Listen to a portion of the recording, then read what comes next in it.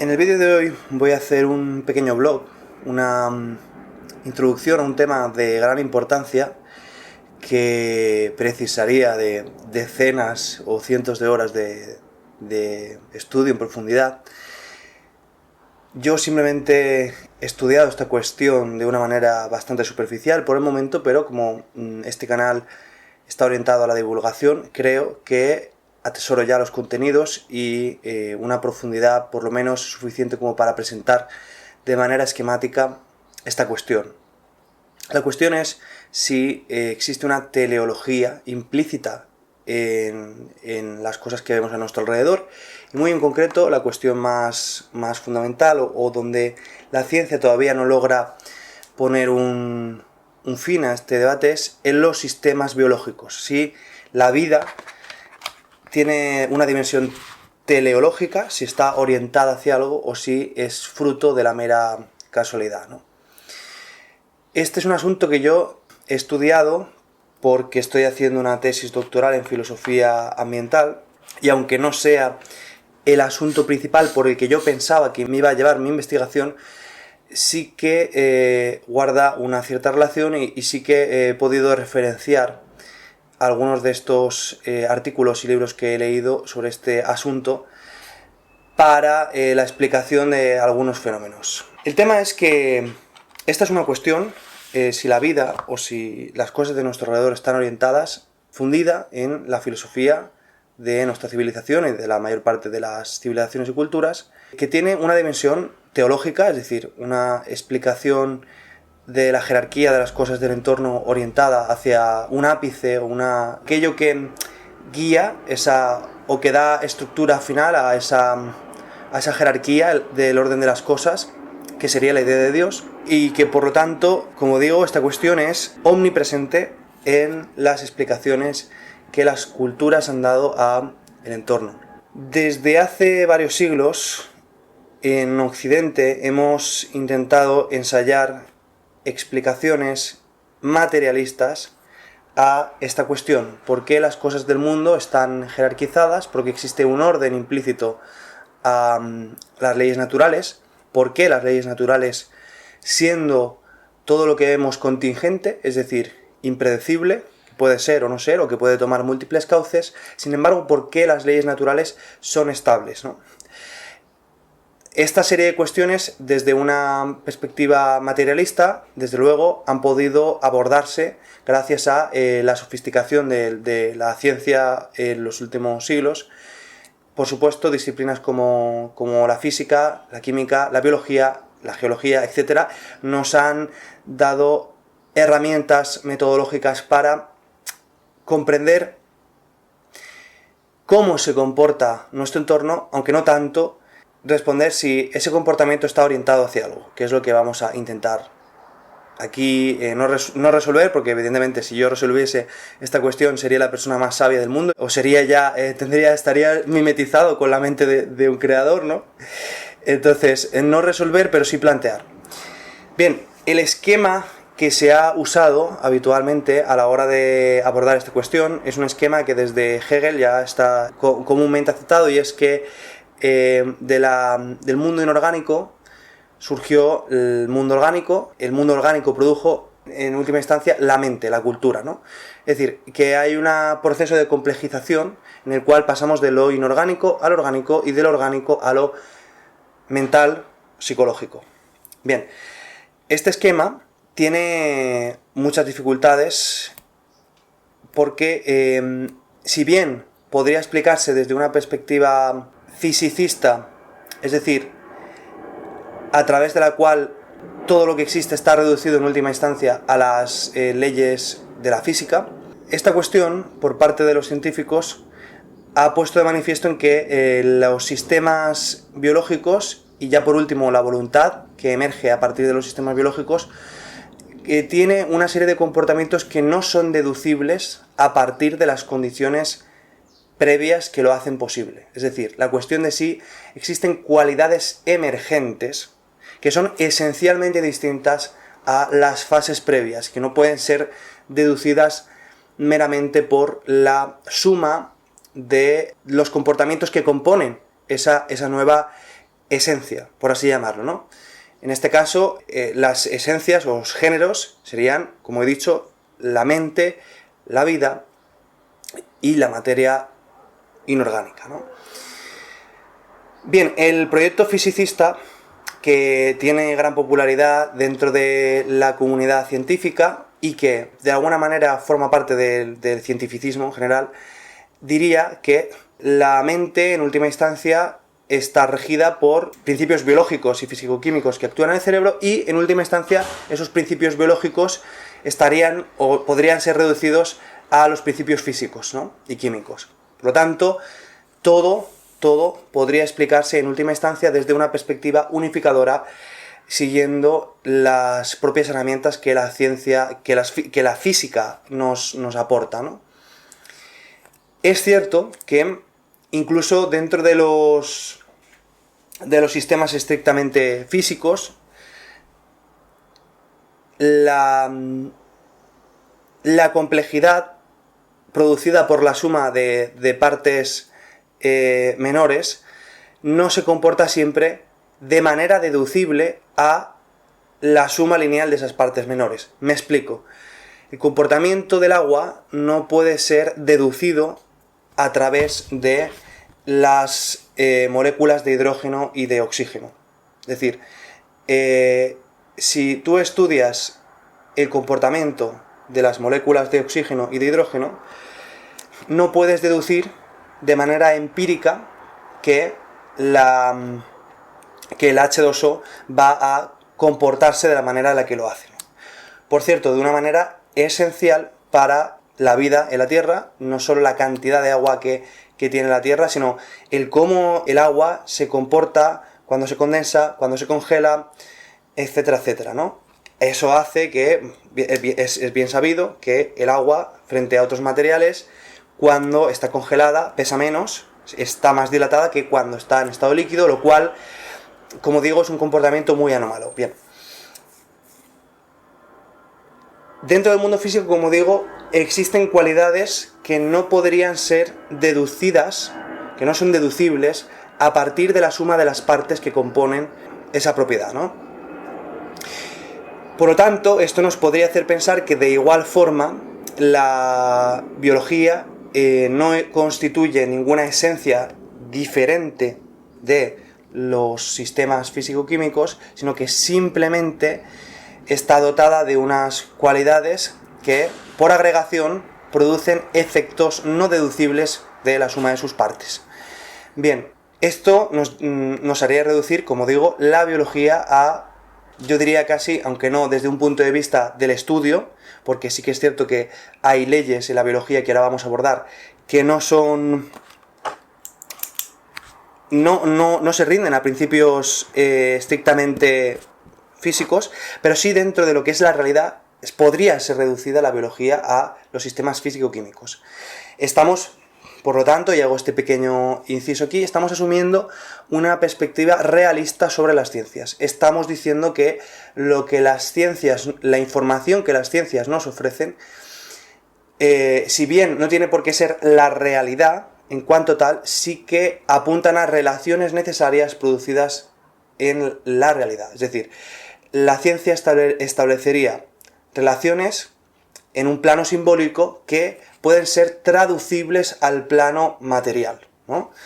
Aunque el sistema numérico, aunque los modelos y toda la suerte de metodologías que se emplean en el método científico sean constructos humanos, sin embargo, las relaciones que establecen esos constructos humanos, cuando son trasladadas a la realidad, producen efectos necesarios. Esa sería una perspectiva realista de la ciencia que, por supuesto, estoy asumiendo. Creo que como investigador de estos asuntos es lo que menos puedo hacer. Básicamente es la posición más sensata, dado a que estoy grabando con un teléfono móvil que ha sido construido a partir de los beneficios del método científico, ¿no? Entonces, la vida sería reducible a esos sistemas físico-químicos y, en última instancia, dentro de esta perspectiva fisicista, o fisicalista, perdón, porque el fisicismo sería la posición que considera que lo que la física explica es todo cuanto necesitamos conocer, o que la física es el único instrumento privilegiado de conocimiento de la realidad, por lo tanto asume esa posición reduccionista del mundo a la física. De nuevo, dentro de esta posición fisicalista, la mente no sería sino que una complejización de los sistemas biológicos reducibles en última instancia a los físico-químicos. El último escalón, que esto es lo que se está explorando más recientemente, de esta cadena, sería la inteligencia artificial. La inteligencia artificial, si consigue una emancipación de su programación, por así decirlo, es decir, si la inteligencia artificial consigue tener comportamientos plenamente autónomos, consigue elegir de manera discreta, tener un desarrollo, producir personalidad, por así decirlo, producir autonomía, la historia del universo habría añadido, si es que no existe en otro planeta una civilización que ya ha desarrollado la IA y estamos hablando de cosas que ya suceden, ¿no? Pero en caso de que no, y aún así nosotros solo tenemos esta información, en el universo se habría producido una nueva esencia que sería no reducible a las anteriores, pero que contendría elementos de todas las anteriores. Porque si la IA logra emancipar la inteligencia, la mente, de los sistemas biológicos, estaríamos hablando de una mente que no estaría rendida necesariamente a las limitaciones de los sistemas biológicos. Bien, la cuestión es, evidentemente yo no tengo una respuesta a si esto va a suceder o qué significa esto, y tampoco nadie, ni yo ni nadie, tiene una solución al problema de si el hecho de que el universo esté produciendo estas nuevas realidades que tienen características no deducibles de sus estados previos, es decir, que tienen una esencia estrictamente distinta, está orientado hacia algo. Es decir, ¿por qué la complejidad se da en el universo? ¿Con qué razón la complejidad produce estas nuevas formas? ¿Y por qué estas nuevas formas parecen habernos llevado, ¿no?, hasta aquí, ¿no?, hasta la capacidad de la reflexión, hasta la capacidad, ¿no?, de emancipar incluso esa reflexión, esa inteligencia, una inteligencia que logra manipular el universo, ¿no?, contra las propias leyes mecánicas o mecanicistas dentro de una perspectiva fisicalista, ¿no? ¿Por qué sucede esto, no? En el plano de la vida en sí mismo, la cuestión de la teleología, que es una cuestión que atenta contra el método experimental propio de la física, ¿no?, no ha logrado ser respondida, ¿no? La propia acepción de la palabra vida cuenta con en torno a una veintena, un poco más, de conceptos de uso común en el mundo científico.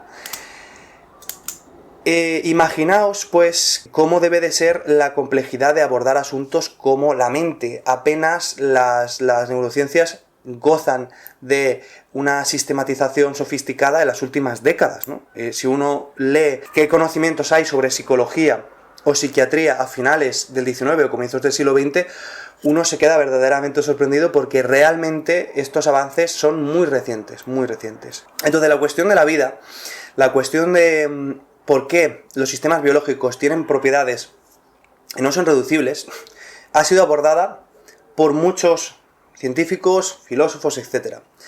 En un libro sobre qué es la vida de Schrödinger, él plantea que los sistemas biológicos son sistemas de reducción de la entropía interna, ¿no? Es decir, sistemas que desafían la propia tendencia a la entropía del entorno.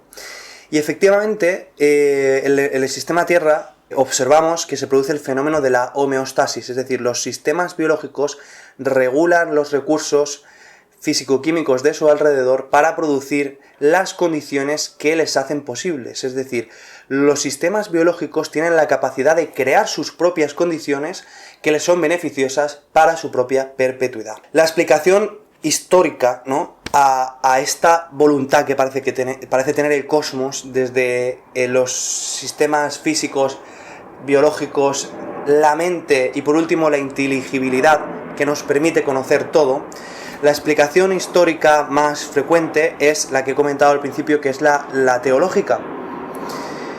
Es decir, que todo tiene un propósito, que la inteligibilidad y la conciencia son, y esto ya sería una interpretación más estrictamente cristiana, aunque también la podemos encontrar en otras teologías, son aquello que nos asemeja con la divinidad.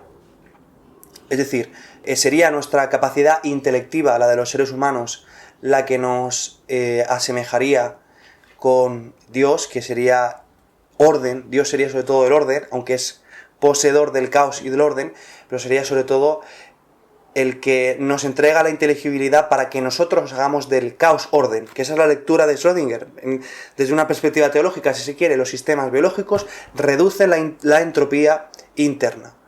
Mantienen, mediante mecanismos como he mencionado, como la homeostasis, el orden interno, frente a las presiones de la entropía exterior. Bien, como digo, en esa lectura teológica ya he mencionado en este canal más de una vez un versículo que es sorprendente, que es el primero, el comienzo del Evangelio de Juan, que dice: en el principio fue el logos, en el principio fue el orden, fue la palabra, fue el verbo. Y luego dice: el verbo, la palabra, el logos se hizo carne. Bien, en esa visión cristiana y las visiones teológicas, esa complejidad, aunque nunca hasta hace poco tiempo analizada desde una perspectiva evolucionista, pero esa complejidad estaría jerarquizada, teniendo en el vértice de ese sistema, de ese ordenamiento del cosmos, la idea de Dios, y en cuanto al mundo terrenal, el ser humano. Existiría una escala de un orden en el que el ser humano está en la cabeza.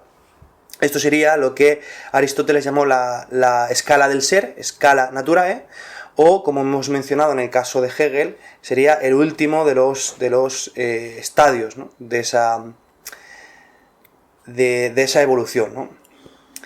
Bien, la idea del diseño, la idea de que todo está, que esa complejidad no puede ser casual, porque incluso sería muy difícil deducir de manera lineal y mecánica la complejidad de los sistemas biológicos, es decir, cómo la evolución llega a producir los pulmones, ¿no?, o los ojos, es decir, en qué momento la suma de los procesos de filtración de la selección natural llegan a producir la complejidad de un organismo como es el cuerpo humano o la mente, ¿no?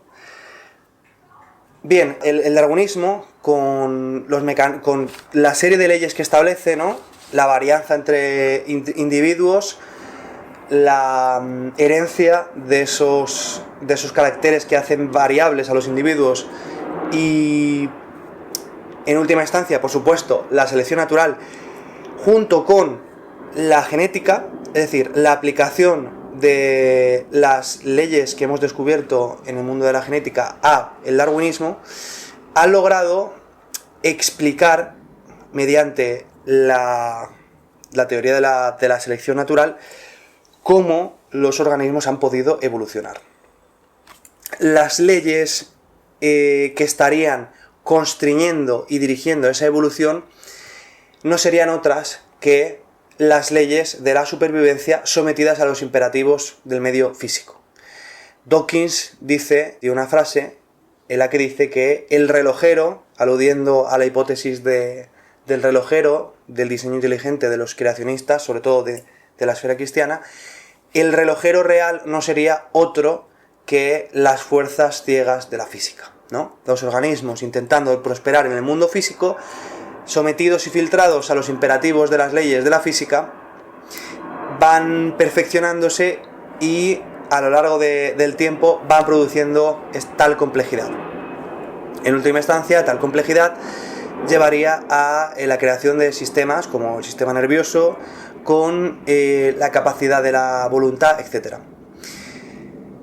Es decir, se estaría haciendo, en última instancia, dentro de esta posición, una lectura reduccionista total, un realismo materialista fisicalista y, curiosamente, un monismo ontológico. Es decir, todo es materia y todo es mecánico o analizable en términos causales. Analizable en términos causales, vamos a decir. Porque bien sabemos, y evidentemente Dawkins y todos los científicos lo saben desde hace mucho tiempo, no seré yo, desde luego, el último en llegar, el último pringao en llegar, el que sepa estos asuntos, pero bien sabemos que la cuántica no nos da una teoría determinista de su campo de estudio.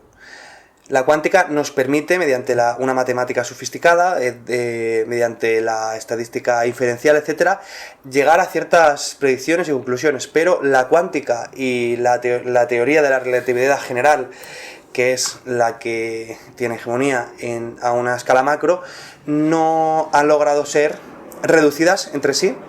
Es decir, existen incompatibilidades dentro del mundo de la física que quizá nunca se resuelvan, pero en última instancia la cuántica, aunque existe esta realidad, no implica que el proyecto de la física haya dejado de ser intentar explicar todo de manera causal. Es decir, el proyecto de los científicos, y muy en concreto el proyecto de los físicos, es intentar alcanzar una teoría del todo, ¿no?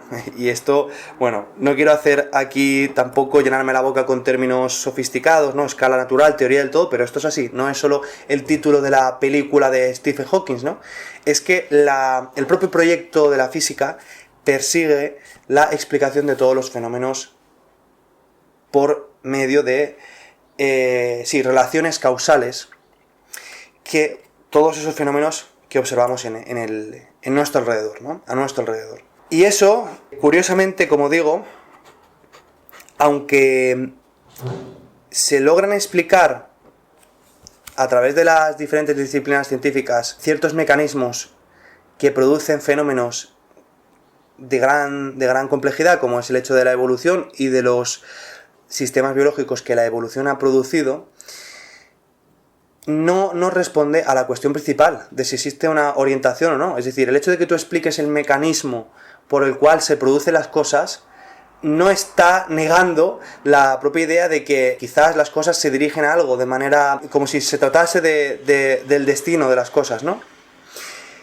Si tú consideras, dentro de una perspectiva fisicalista y reduccionista, ¿no?, por lo tanto, materialista, que existe una unidad ontológica, es decir, que todo es reducible a la física y que por lo tanto todo está jerarquizado de la forma en que ya hemos descrito en esta escala natural, en última instancia tendrías, como digo, que perseguir la idea de una teoría del todo. Es decir, existiría una ley primigenia, existiría un principio rector de todo, existiría algo que está en la base de todos los fenómenos que en forma de... que se van desplegando para producir la variedad y la complejidad que observamos en nuestro alrededor. Es decir, que lo múltiple sería, en última instancia, reducible a lo uno, que lo múltiple participaría de lo uno, y ese uno, de nuevo, estoy empleando un lenguaje teológico, pero para que veáis que las ciencias que hemos ensayado no logran emanciparnos de los propios principios mitológicos que han fundado nuestro deseo por el conocimiento, nuestra teología y, en definitiva, nuestras sociedades, y todo el conocimiento que nos permite construir todo lo que tenemos a nuestro alrededor. Ese principio primero, esa primera ley que tú querrías describir, en última instancia sería Dios, ¿no? Básicamente, es decir, incluso dentro de una perspectiva puramente fisicalista, causalista, determinista, llegarías a una conclusión muy similar a la que se plantea en la teología, ¿no? En este caso, la teología cristiana. Y de hecho, si tú asumes una posición determinista, si tú crees que mediante la física, en definitiva, vas a poder en un determinado momento, con el desarrollo de la física, explicar todo, estarías hablando de que existe un plan. Estarías negando incluso la propia voluntad de los seres humanos, sí, el propio libre albedrío. Por cierto, se pone muy en cuestión últimamente. Hay varios autores muy importantes, no me acuerdo ahora del nombre, me tendría que haber apuntado para esto. Llevo media hora improvisando lo que hablo, hombre, con las ideas muy claras, son cosas que llevo pensando mucho tiempo y que, como digo, he estudiado, ¿no? Pero hay ya bastantes investigadores muy relevantes en el campo de las neurociencias que se cuestionan la propia existencia del libre albedrío, ¿no? Y desde luego, desde un punto de vista fisicalista, ese libre albedrío no existiría. Lo curioso es, como digo, que desde una lectura causal de todos los fenómenos del universo, en la que todo está jerarquizado, se llega a la idea de Dios, se niega el indeterminismo, es decir, se afirma que todo estaría ya escrito desde el primer movimiento que haría el universo hasta hoy y hacia lo que viene, estaría ya todo escrito, ¿no? No existiría ni siquiera este vídeo, esto que os estoy contando, todo formaría parte de puras lógicas mecánicas, causales, que podrían ser analizables. Bien, la cuántica, como digo, ha abierto muchísimas oportunidades a interpretaciones diferentes, incluso a explicaciones espiritualistas, ¿no? Porque hoy tenemos, antes he hablado de la posición materialista y de la posición emergentista, ¿no? Aquellos que consideran que cuando aparece un nuevo género, como es la vida, o como sería la mente, o como lo que sea, tiene propiedades esencialmente distintas de las anteriores. Bien, pero no he hablado de que dentro del propio desarrollo de la física, y sobre todo a partir de la cuántica, nuevas interpretaciones de corte espiritualista vuelven a tener cabida, vuelven a ser compatibles con el propio desarrollo de las ciencias que hemos desarrollado en nuestra cultura, ¿no? Hay quienes explican o quieren explicar la indeterminación en el mundo físico a partir del multiverso, es decir, la posición discreta de los átomos, por ejemplo, en el famoso experimento del gato de Schrödinger, que solo cuando observamos, es decir, solo cuando descubrimos, podemos saber qué posición va a tomar, qué dirección va a tomar el átomo. Cada dirección, cada posición discreta, que solo es observable en el momento del colapso, que es lo que se llama, ¿no? Cuando el observador pues se ha intentado responder de distintas formas. Se ha intentado responder mediante los multiversos, como decía, es una de las explicaciones, es decir, cada átomo estaría dispuesto en una de las formas probables, y todas las formas probables existirían, ¿no? Existiría, por lo tanto, existirían multiversos por cada posible posición, ¿no? Existiría una posición compatibilista que encajaría con nuestra doctrina religiosa, nuestro pensamiento religioso, a partir de la cual efectivamente la voluntad y el libre albedrío existiría, así como existiría el determinismo de lo material. Es decir, se estaría produciendo aquí una suerte de interaccionismo entre aquello material y aquello espiritual o, sí, inmaterial, ¿no? Y por último tendríamos una posición estrictamente materialista, que consideraría que en un futuro la física logrará explicar el comportamiento atómico. Bien, desde una perspectiva no fisicalista, desde una perspectiva que considere que existe algo esencialmente diferente entre la mente y los cuerpos orgánicos, y entre los cuerpos orgánicos y los sistemas físicos, o de los sistemas orgánicos y los sistemas físicos, o desde una perspectiva que considere un dualismo en la línea de nuestra teología, estaríamos hablando, por lo tanto, de que no hay un determinismo, no está todo ya establecido desde el primer momento, porque no todo se rinde a lógicas causales, porque los sistemas biológicos tendrían, mediante la voluntad y mediante mecanismos, como hemos mencionado antes, como la homeostasis, la capacidad de desafiar la entropía y el causalismo. Existiría, por lo tanto, un destino a escribir, y un destino que se mueve dentro del rango de probabilidades que permiten los sistemas físico-químicos, pero que en última instancia no se dirige de manera indefectible a un punto, y que en caso de que lo haga, deberíamos de asumir por necesidad la interpretación religiosa. Es decir, desde una posición no estrictamente materialista, nos vemos forzados a, o bien considerar que los sistemas se van complejizando y van produciendo cosas como la inteligencia, y en última instancia la inteligencia artificial, ¿no? que son puramente contingentes, es decir, que pueden ser o no ser, que no estaba planificado para nada, aunque no sea reducible a la física, o bien que esa complejidad que permite la inteligencia, que permite la emancipación de la entropía o el desafío a esa entropía, la comprensión de las leyes que nos hacen posibles y el manejo de esas leyes naturales, el control y manejo dirigido de esas leyes naturales, estaríamos asumiendo en esa posición una posición religiosa, básicamente. Es decir, estaríamos de nuevo diciendo que las cosas que suceden son por algo y están orientadas hacia algo, y que la complejidad, el proceso de complejización es intencional, es teleológico, es intrínseco teleológicamente a la propia disposición general de las cosas. Cuando asumimos una posición emergentista naturalista, el problema, es decir, y vuelvo a repetir, una posición emergentista naturalista o naturalizada, en la cual las cosas no son por nada en concreto, simplemente se producen por una complejización, sí, nacida del caos, nacida del azar, de las contingencias. El problema de eso es que,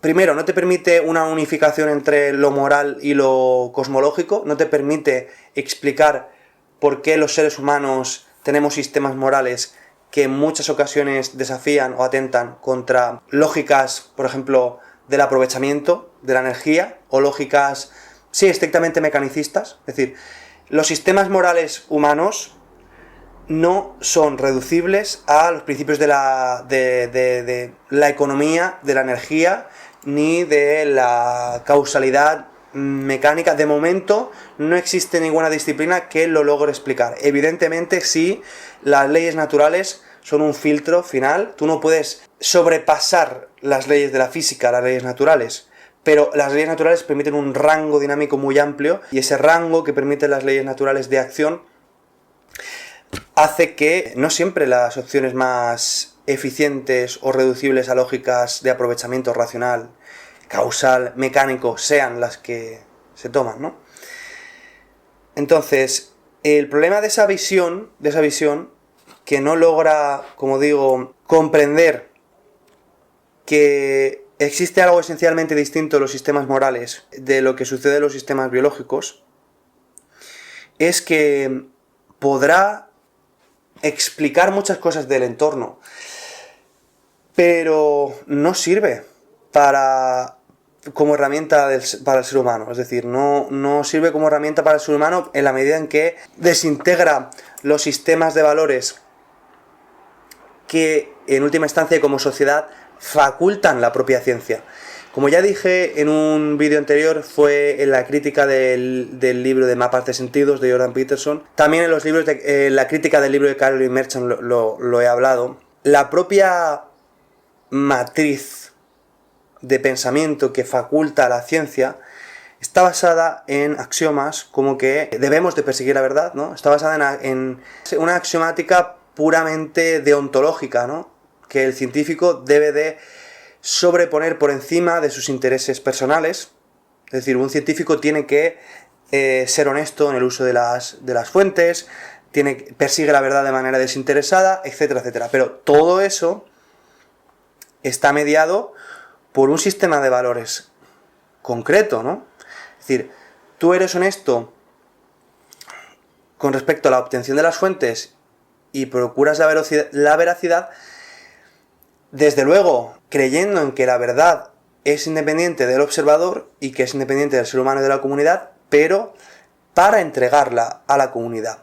El ser humano es un ser social, forma parte de una especie determinada y forma parte de la biosfera, que está regida por leyes pertenecientes a todas estas disciplinas que hemos dicho con anterioridad, y es indisociable la labor del científico en un plano profesional de los sistemas de valores que facultan la propia orientación que el científico persigue. Es decir, la ciencia occidental está dentro de una matriz de pensamiento determinada que descansa en nociones teológicas, como ya hemos discutido, por ejemplo, en Juan, la verdad os hará libres.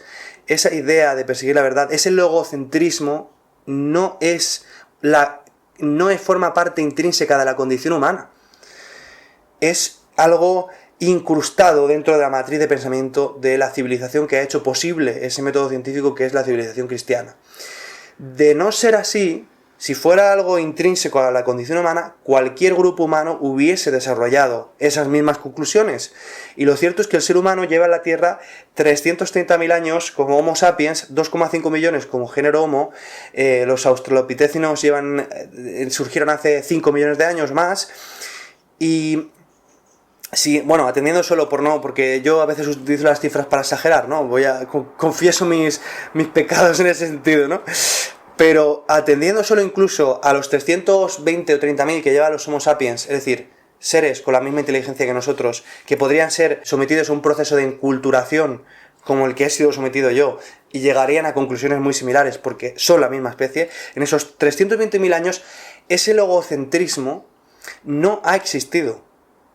Y las culturas que conocemos, distintas, llevamos ya muchos siglos haciendo antropología, no están obsesionados con estos asuntos. Es decir, el propio sistema científico bien parece una muestra afinada del espíritu, por así decirlo, de una voluntad por conocer, de una curiosidad por conocer, porque la verdad os hará libres, o por lo que sea que está en la génesis de nuestro pensamiento como civilización que nos hace perseguir ese conocimiento, esa teoría del todo, que empieza, por supuesto, en la teología, intentando comprender y justificar la existencia de un creador, y que hoy se ha secularizado en el formato científico.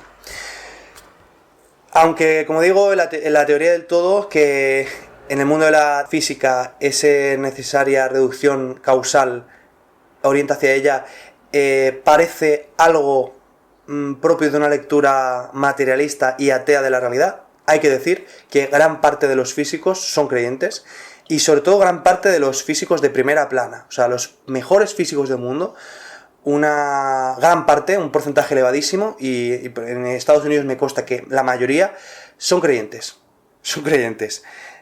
contra la creencia popular de que los científicos no son creyentes. Es mucho más fácil encontrarse ateos en disciplinas como por ejemplo la biología que en disciplinas como por ejemplo la física, ¿no?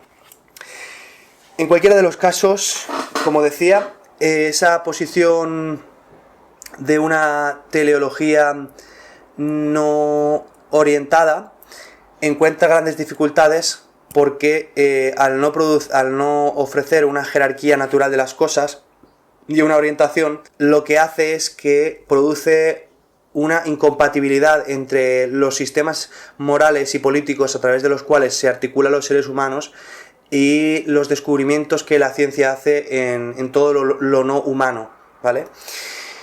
Y eso instaura por necesidad un relativismo. Eso hace que por necesidad la sociedad llegue a la conclusión de que, bueno, la física va por un lado y las leyes de la naturaleza van por un lado, y las leyes humanas no tienen ninguna relación, ¿no? No tienen ninguna relación con ello.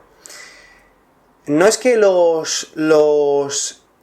las interpretaciones dualistas, manteniéndonos de nuevo fuera del materialismo, religiosas, digan que las leyes humanas sean reducibles a las leyes naturales, sino que las leyes humanas adecuadas, las buenas acciones, sí que son las acciones naturales. De hecho, en nuestro derecho y en nuestra teoría del derecho se ha hablado siempre de derecho natural y se ha hablado de ley natural, basadas estas nociones en la idea de que existen comportamientos naturales que son intrínsecamente positivos, los que son buenos para la perpetuidad, y que serían los comportamientos que atentan contra natura los que son intrínsecamente malos, ¿no? Esa lectura existía y por lo tanto sí que había una unificación dentro del dualismo que ha desarrollado la hermenéutica cristiana en nuestra cultura, en la que ese dualismo estaría orientado, básicamente.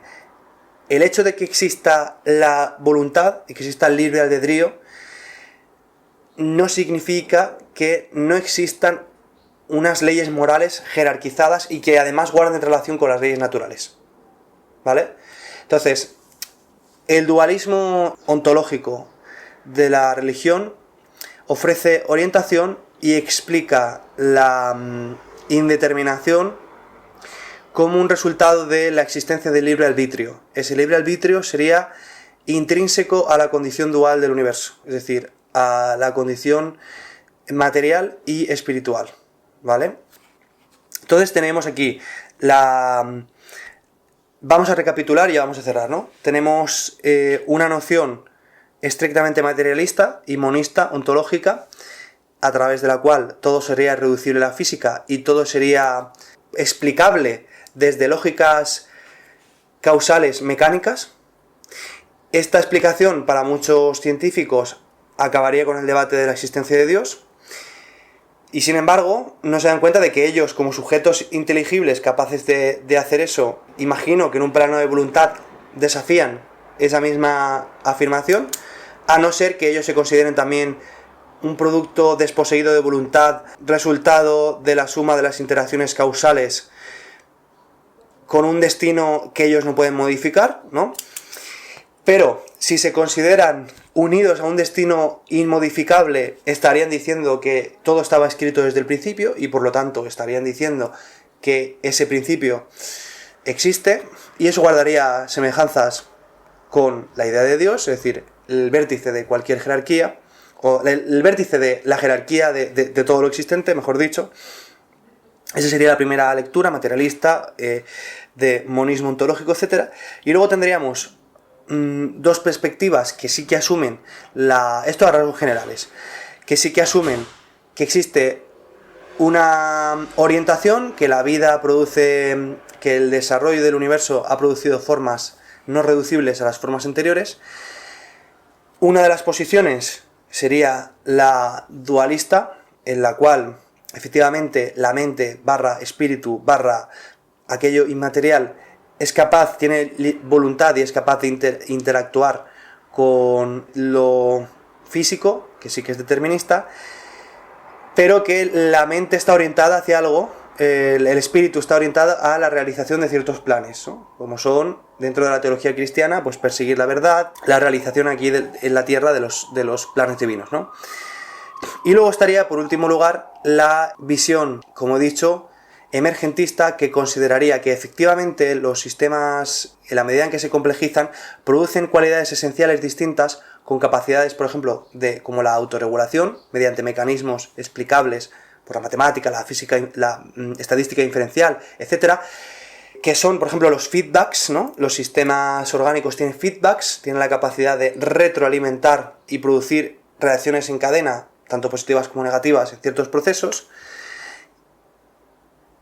y que dentro de esa posición emergentista no tendría por qué estar necesariamente dirigido hacia algo, aunque sí que sería intrínsecamente distinto. En fin, como digo, el debate es complejísimo. Yo llevo improvisando 50 minutos, apenas tengo aquí 3 o 4 palabras, para tratar una complejidad que quizás merece la pena dedicar decenas, cientos, miles de horas. Yo estoy estudiando todos estos asuntos de manera totalmente casual, es decir, porque me voy encontrando artículos y libros que me interesan porque están en relación con mi tesis y me llevan a este punto, pero no porque yo esté orientado como investigador aquí. Pero lo que sí que es cierto es que yo vengo de un pasado puramente materialista, puramente ateo, puramente, voy a decir simple, ¿no?, en mi interpretación de las cosas, que con los años, en la medida en que he leído en más profundidad, aunque no tengo conocimientos científicos, sobre todo porque no domino la matemática, eso es lo que más me frustra a la hora de conocer la ciencia, pero estoy constantemente leyendo artículos científicos y filosofía de la ciencia sobre todo, ¿no? Y me he dado cuenta con los años de que quien quiera que te ofrezca una solución definitiva sobre todos estos asuntos, o te está engañando, o se está engañando a sí mismo o a sí misma, ¿no?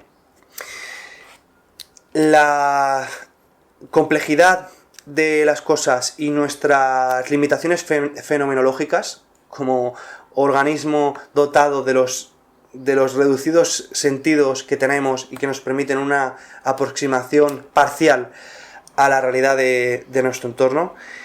En fin, todas esas limitaciones son tan complejas que hacer declaraciones concluyentes sería profundamente arrogante. Lo que sí que podemos decir es que los géneros que analizamos, si es que lo son, es decir, si la vida es un género, si la mente, la inteligencia, si la inteligencia artificial puede constituir otra forma, otro género distinto, han producido unas condiciones que no son reducibles a las anteriores y que parecen estar orientadas hacia algo, ¿no? Por ejemplo, desde una perspectiva biologicista, si la supervivencia fuera la única razón, ¿para qué, no?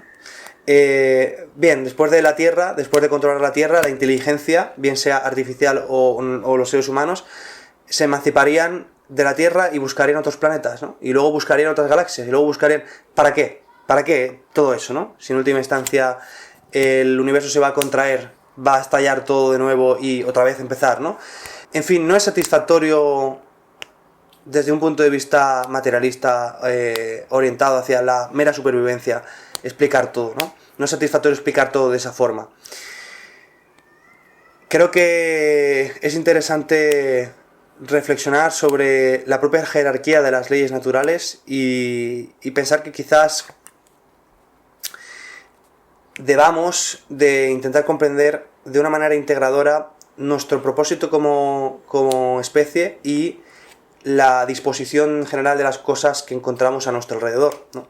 Pero en fin, ya me estoy poniendo a decir cuñadeces con un lenguaje academicista, quizás es lo que llevo haciendo la última hora en esta improvisación. Espero que os haya gustado, simplemente quería haceros reflexionar sobre qué complejo es todo en filosofía de la biología y en filosofía de las ciencias.